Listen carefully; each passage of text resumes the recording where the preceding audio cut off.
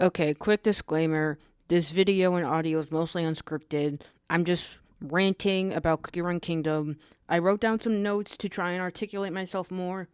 But again, this is mostly a rant, and people aren't usually well spoken during rants. I'm going to be stuttering a lot as well. So try and keep that in mind. Just don't take me that seriously. I'm just trying to just speak my own opinion about the game because I like Cookie Run Kingdom and stuff. So don't send any hate. I'm just spouting off my own words, okay? Just saying what I think. Anyway, I thought episode 15 of Cookie Run Kingdom was awesome. The story, the ultimate cookie, Dark Enchantress cookie, the beast cookies, how it all ended, I thought it was great. I really, really liked it. It was awesome to me. But I saw some people, like a lot of people, mostly on Reddit and Tumblr, say why they didn't like it. And I thought those reasons were really, really stupid. So I'm going to go over why I think those reasons are stupid in the notes I have written down. And you can agree or disagree. I don't really mind or care. Again, I'm mostly ranting. So just keep that in mind. I am just spouting off my own thoughts.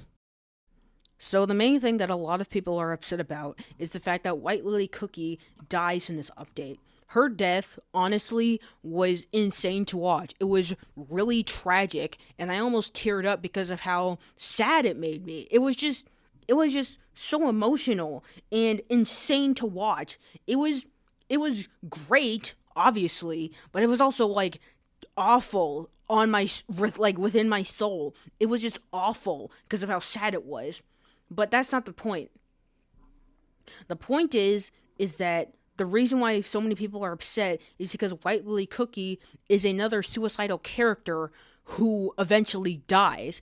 And obviously there's a problem in media with suicidal characters being killed off in some way because I don't know why, because screw people with suicidal tendencies, I guess. But I honestly think a lot of people are missing the point with White Lily Cookie's death because in this case, she had to die. Whether or not she was suicidal, this was always going to be the plan. I don't know why people missed this or how people missed this with how often it's said in the story, but people seem to forget that Dark Enchantress Cookie and White Lily Cookie are one and the same. They share the same essence, soul-like stuff. They're two sides of the same coin. Basically, one can't exist without the other. And this was never going to work out for White Lily Cookie because Dark Enchantress Cookie was at a point of no return. She had committed atrocities against the laws of nature itself. All the nature guardians had to step in. The goddess of the universe herself had to step in. And she lost against Dark Enchantress Cookie. Sugar Swan lost her battle against Dark Enchantress Cookie because of everything she did. You can't just turn yourself into an eldritch abomination and expect everything to be hunky-dory after that. Dark Enchantress Cookie had committed way too many atrocities against Cookie kind and the laws of nature as a whole. There was no bringing her back. She had to go. And in order for her to go, White Lily had to go. If White Lily hadn't taken it upon herself to do the deed on her own, then someone would have figured out eventually that in order for Dark Enchantress to be defeated, so would White Lily Cookie. This was always the case. It's never changed, not once. And Dev Sisters knew that. You can't expect Dev Sisters to break the established lore just to keep White Lily Cookie alive, because that wouldn't make any sense. There is no solution to this plan where White Lily Cookie lives and Dark Enchantress Cookie dies, because they're the same person. That's how this entire story started, with White Lily Cookie, a piece of White Lily Cookie turning into Dark Enchantress Cookie. They're the same person. They share the same stuff. I know I said that before, but I really have to hammer it home for people. This was never going to work out for White Lily Cookie. I don't like it when suicidal characters die at the end of a story either. Trust me, that's really annoying to see in media. But Dark Enchantress Cookie turned herself into an eldritch demon thing, hellbent on the destruction of the entire universe. You can't talk no jutsu someone out of that situation, and White Lily Cookie knew that. Again, I don't like it that White Lily Cookie died, especially considering the circumstances around her death. But from a narrative perspective, it makes perfect sense. And it sucks, yeah, but I would prefer something make narrative sense than have a happy ending pulled out of nowhere just to appease fans. Okay, moving on to Timekeeper Cookie. I'll be honest, I haven't played Oven Break. I don't know the lore of Oven Break, so if any Timekeeper Cookie fans want to yell at me in the comments, then feel free to do so. But the way I see it, being mad at Timekeeper Cookie's portrayal in the recent teaser, or I guess end credits, is really dumb because I feel like it shows a different side to her character. I've seen people complain that her losing her smile at the end there was out of character and didn't make any sense. But the way I see it, her losing her smile and being shocked at what's being shown is an indicator that Shadow Milk Cookie's antics are so big that even the guardian / god of time herself is like, oh damn, things are getting crazy up in here. I gotta go do something about it, like, right now. And she does. Obviously, whatever is happening in the timeline is so insane that it warrants that reaction.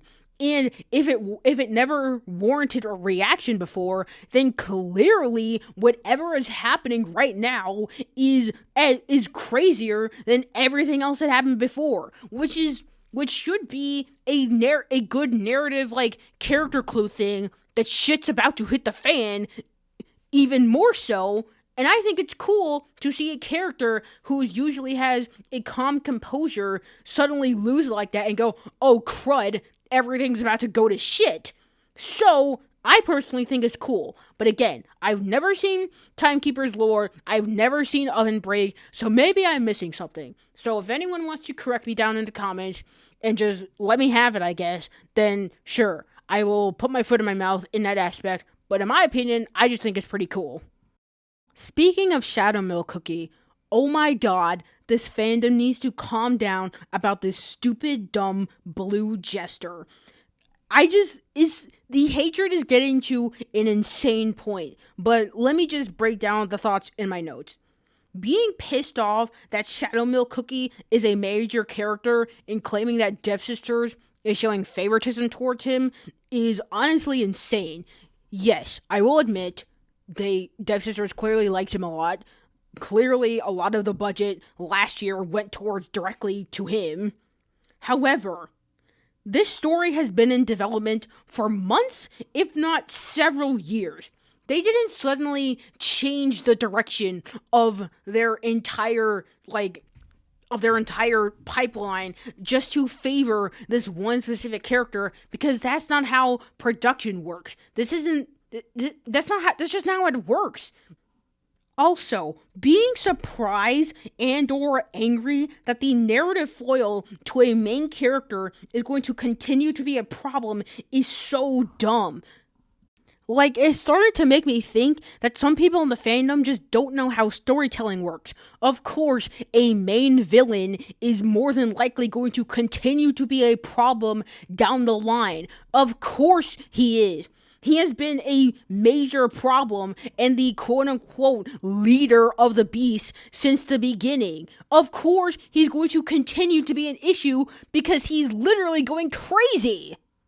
Shadow Milk Cookie had this coming for a while. Being upset that he is a popular character who still has lore relevance when that's just how storytelling works is nuts to me. Like, that is just how storytelling works. How do you get this far and not know that he is a main player in the game? Am I crazy? Is that not just stupid? And it's not just Shadow Milk Cookie either. It's the other beasts as well. I feel like people don't understand how their story arcs are working right now. I'm gonna be so for real. I don't think the beasts are dead, because it's clearly shown that Shadow Milk Cookie absorbed their souls / dough / essences to become that Eldritch Time Abomination thing at the end of the teaser. Like, think about it. Shadow Milk Cookie was so pissed off at Silent Salt Cookie that he is literally trying to destroy the fabric of reality by going back in time just to spite that one guy. And even if the Beast Cookies are dead and their souls are gone forever, why is that a bad thing? What part of any of the story made people think that they wanted to be redeemed? All of them are too far gone, including Silent Salt Cookie. That's his whole motto. That's his whole thing. Thinking that the Beast and himself are too far gone, his entire plan basically boiled down to, I'm gonna kill everybody in this room and then myself. Mystic Flower Cookie and Burning Spice Cookie just wanted full-on genocide and full-on death. Eternal Sugar Cookie and Shadow Milk Cookie refused to listen to their other halves and take the hand that was extended out to them. All four of them were given multiple second chances, and Silent Soul Cookie himself never properly listened to his fellow virtues when they needed him. This was never going to end well for the Beast at all. They were at a point where they were too far gone. I would like to have seen them redeemed, obviously, but it was so clear as the story went on. They just didn't want to. They didn't want to get better. You can't force the horse to drink the lake water. It has to want to drink the water. Multiple times during Hollyberry Cookie's scenes with Eternal Sugar Cookie in the war, Eternal Sugar Cookie just refused to listen. No matter what Hollyberry Cookie said, Eternal Sugar Cookie did not care. Shadow Milk Cookie didn't care when Pure Vanilla Cookie reached out a hand to him several times throughout the story. This wasn't going to end like a fanfic where all the Beasts and Asians get together in their weird toxic Yuri/Yaoi situationship. No matter how many people seem to want that, this wasn't going to end well for the Beasts because, again, they are the Beasts. They are literally evil. And even though they are nuanced characters, like, I know that they are nuanced characters, they are still evil and had to be sealed away for a reason. If you're mad that the Beast ended up how they were depicted, then just write a fan fiction and ignore the main story. People do that all the time. Just don't be mad at the story and the game for not following the headcanon that you made up in your head. I don't understand why people are like that. It is so weird. Jeez. Anyway, that's the end of my rant. I'm sorry for getting heated. And again, this is all just my own opinion. If you disagree, that's fine. Just please don't send me death threats or anything. I am just spouting my thoughts about a game I like into the ether. And I'm hoping someone might listen. Anyway, I might make a video on what I did like about the update, because there is a lot I like about the update. There is so much stuff. I just find it so cool. But anyway, that was my video. I hope you guys liked it, and I hope that my rant was somewhat enjoyable to you guys. Sorry if I missed something, and sorry if I missed something very obvious. Just sorry if I wasn't articulated. But again, unscripted rant. Anyway, until the next video.